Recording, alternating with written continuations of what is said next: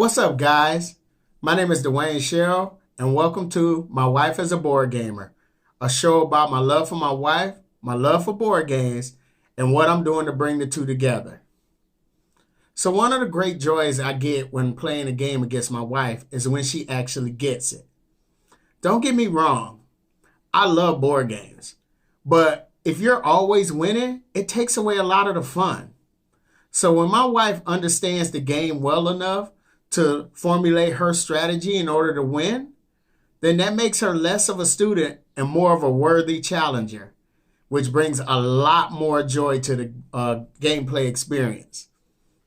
So one of the earliest games that I got her to check out was a game that was published by Space Cowboys in 2014. The game is called Splendor. Splendor is a game where we take on the role of gem merchants trying to build up our empire by purchasing gem mines and other establishments in order to get prestige points. And the first one to get 15 prestige points ends the winner. But instead of me just showing you the box, let me show you how it looks on the table. So this is the game of Splendor set up for 2 players. In the middle, you have the cards that are available to purchase. And off to the right, you have poker style chips that represents gems that are used for the currency of the game. So you have diamond, emerald, sapphire, ruby, onyx. And then you have a wild gem, which I'll explain later. So the object of the game is to get the most prestige points. So prestige points are represented by this number in the upper left-hand corner. So if I was to buy this card, I would get 5 prestige points. At the bottom of the card, left-hand side, is the cost of this card. So in order to purchase this card, I would need 7 emerald and 3 rubies. So on your turn, you get to take one of 3 possible actions. One action is you can go over here and collect gems. So you can take 3 different ones. So let's say on my first turn, I take this onyx, this ruby, and this sapphire and put it in my play area.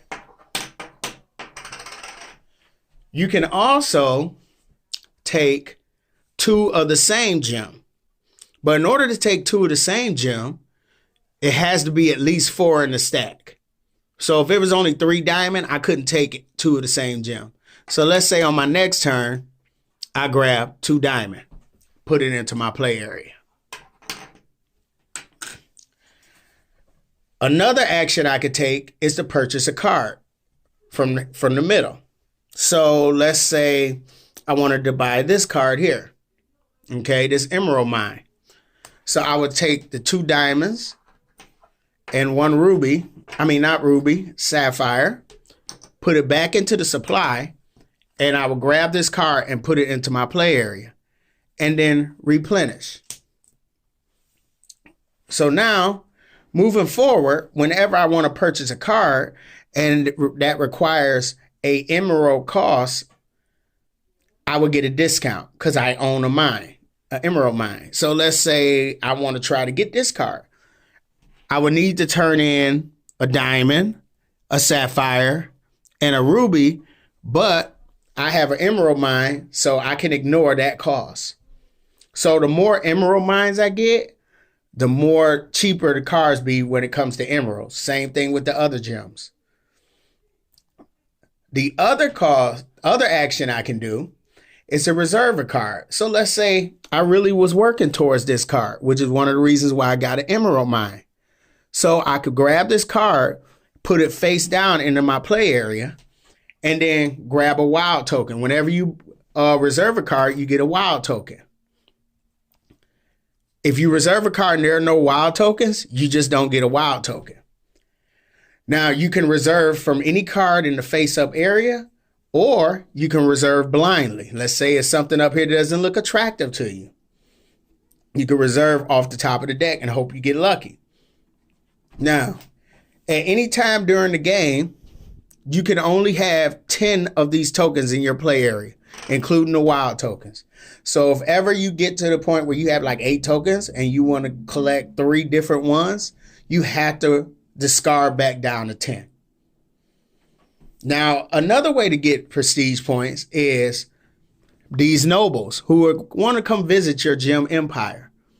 So this noble says if you have to have 4 ruby cards or mines and 4 emerald mines, which I have 1.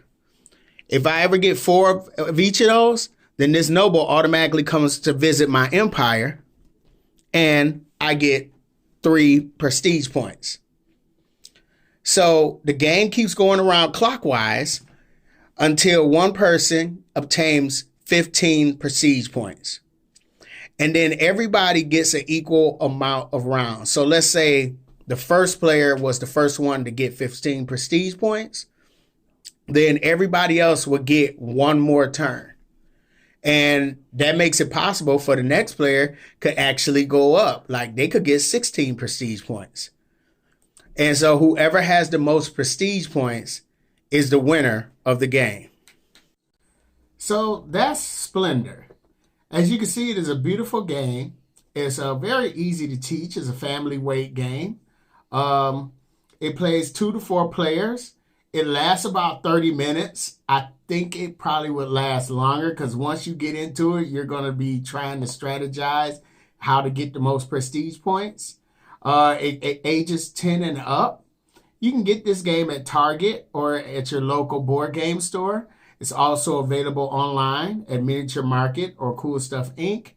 The price of it is about $39.99. You probably could get it for cheaper because, like I said, it's been out since 2014.